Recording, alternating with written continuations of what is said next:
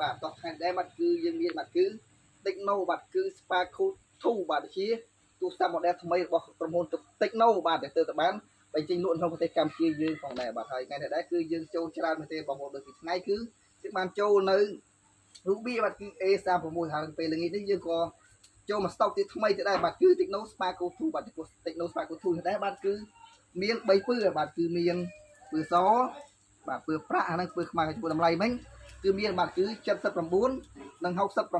ផងដែរហើយចំពោះ Techno Spark 2ដែរបាទគឺវាមានរូបរាងស្រស់ស្អាតមែនទេបាទគឺវាមានរូបរាង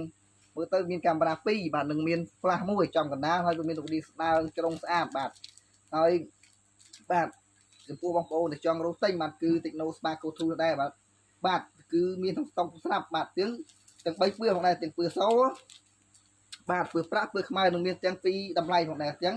69និង79ផងដែរបងប្អូនដែលចង់ទិញនោះដែលចង់ជាវបាទគឺ Techno Spark 2ដែរបាទគឺបងប្អូនអាចមកទិញបាននៅហាងហ៊ូស្មីលក់ទូរស័ព្ទដៃប្រើរលួសផងដែរបាទ